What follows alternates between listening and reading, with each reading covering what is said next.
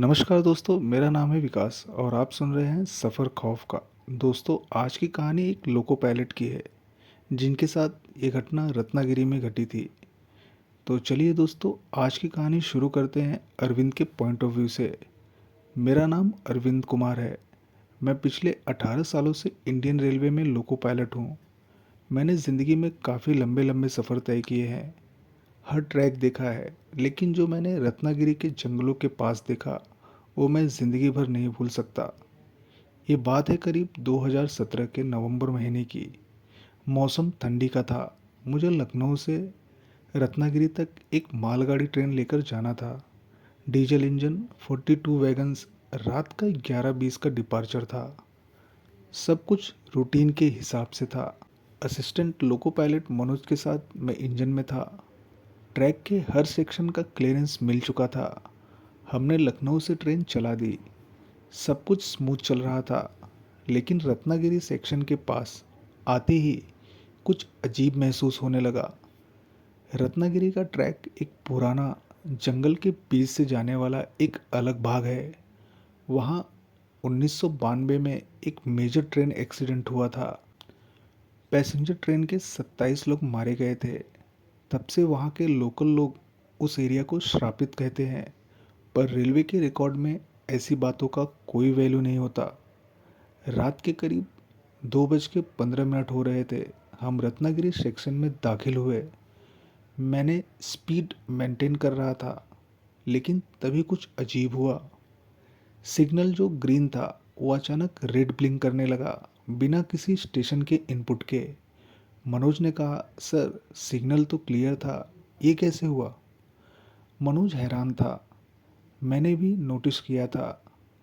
Train की GPS panel पे कुछ इंटरफेरेंस हो रहा था। स्क्रीन बंद और चालू हो रही थी। ट्रेन धीरे करके मैंने मैनुअल ब्रेक लगाया। हम जंगल के बीच एक सूने से ट्रैक पे रुक गए। बाहर सिर्फ अंधेरा और ठंडी की ओस वाली धुंध चारों तरफ फैला हुआ था। मैंने टॉर्च ली और इंजन का डोर खोला। सोचा सिग्नल लाइट मैनुअली चेक करूँगा। जब मैं साइड की तरफ गया तो मैंने देखा ट्रैक के बीच एक शैडो दिख रहा था। थोड़ा और पास गया तो देखा वाइट साड़ी में लंबे बालों के साथ एक औरत खड़ी थी और बिल्कुल हिल नहीं रही थी। मैंने चिल्लाया, पूछा, कौन है वहाँ? हट जाओ ट्रैक से। पर कोई जवाब नहीं। टॉर्च की रोशनी में उसका चेहरा दिखाई दिया। उसकी आंखें नहीं थी, सिर्फ दो काले खोखले गड्ढे, जैसे किसी ने आंखों की जगह खाली कर दिया हो। मैं एक पल के लिए जम गया, जैसे मेरी बॉडी किसी ने फ्रीज कर दी हो। तभी मनोज भी इंजन से उतर कर आया और बोला, सर आप वो देखिए पीछे। तभी मैंने मुड़कर देखा। इंजन के सामने एक छोटी सी लड़की खड़ी थी। उसकी ड्रेस पुरानी और फटी हुई थी और हाथ में एक ब्रोकन डॉल था।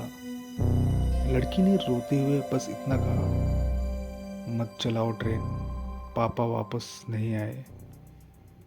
उसके कहने की देर थी और एक ठंडी हवा का झटका आया और दोनों हवा में गायब हो गए, जैसे वो थे ही नहीं।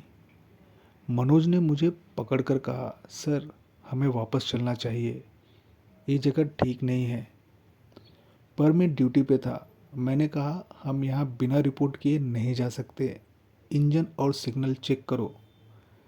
जब हम सिग्नल के पोल तक गए तो देखा उसका सर्किट पूरी तरह से जला हुआ था, जैसे किसी ने जानबूझकर उसे शॉर्ट किया हो। लेकिन ठंड में शॉर्ट सर्किट का पॉसिबिलिटी कम होता है। मैं हैरान था।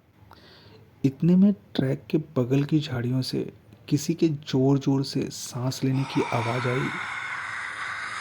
जब मैंने झाड़ियों की तरफ टॉर्च मारा तो मैंने देखा मनोज का आधा शरीर हवा में था, जबकि मनोज मेरे बिल्कुल बगल में था। एक डरावनी हंसी से जो उसकी आंखों तक खिंचकर आ रही थी, वो हम दोनों को देख रहा था। ये देखने के बाद मनोज बेसुध होकर नीचे गिर गया। मेरे अंदर भी डर पैदा हो चुका था। मैंने बड़ी हिम्मत करके फिर उसी जगह टॉर्च मार के जोर से चिल्लाया और कहा, कौन हो तुम सब? और मनोज को मैंने बड़े मुश्किल से उठाया और उसे इंजन में जाकर बैठने को कहा। तभी कुछ फीट दूर मुझे एक पुराना पत्थर दिखाई दिया। उस पे कुछ लिखा था। ध्यान से देखा तो लिखा था, यहाँ से 200 मीटर दूर 1992 का रेल एक्सीडेंट हुआ था। उनकी आत्माओं को शांति नहीं मिली। मैंने कभी पहले वो पत्थर नहीं देखा था इस ट्रैक पे। मुझे लगा सब हाइलोजिनेशन है, मुझे भ्रम हो रहा है। लेकिन फिर एक और डरावनी चीज़ हुई। ट्रेन खुद ब खुद रिवर्स चलने लगी। मनोज की चीख सुनाई दी और मैं तुरंत इंजन की तरफ भागा। स्पीड स्लो थी। मैं भागकर इंजन में चढ़ा। देखा मनोज बेहोश पड़ा हुआ था। ब्रेक्स इंगेज था, लेकिन कंट्रोल फेल हो चुके थे। इंजन अपने आप पीछे जा रहा था, उसी जगह जहां एक्सीडेंट हुआ था, वही पुरानी कोलैप्स ट्रैक लाइन की तरफ। मैंने इमरजेंसी ब्रेक का ओवरराइड मैन्युअली एक्टिवेट किया। इंजन घिसते हुए रुक गया। सिर्फ 20 मीटर पहले, जहां ट्रैक का एंड था, मेरी सांसें थम गई थी। मुझे भी लगा कि बस अब यहाँ रुकना ठीक नहीं। मैंने रेडियो से कंट्रोल रूम को कांटेक्ट करने की कोशिश की, पर सिग्नल डेड हो चुका था। तभी एक लास्ट चीज़ हुई जिसमें मैं कभी नहीं भूल सकता। इंजन के अंदर रेडियो से एक आवाज़ आई, एक औरत की आवाज़। तुम यहाँ आए नहीं हो, तुम्हें यहाँ बुलाया गया है। उसके बाद एक जोर जोर से चीखने की आवाज़ रेडियो में गूंजती रही और पूरा इंजन शॉर्ट सर्किट की तरह स्पार्क करने लगा। अगले दिन सुबह लोकल पेट्रोल टीम ने हमें अनकॉन्शियस कंडीशन में ट्रेन के अंदर पाया।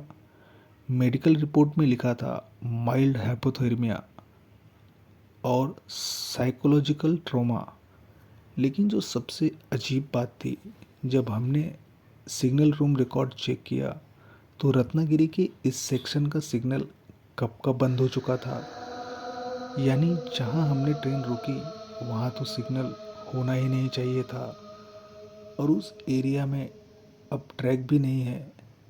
आज भी जब मैं नए लोको पायलट्स को ट्रेनिंग देता हूँ तो उन्हें कहता हूँ, रत्नागिरी सेक्शन से गुजरते वक्त कभी किसी वाइट कपड़े वाली औरत को देखो तो सिग्नल फॉलो मत करना, क्योंकि कुछ जगह ऐसी होती है जहाँ सिर्फ रात नहीं होती, वहाँ इंतज़ार होता है उस आखिरी सिग्नल का।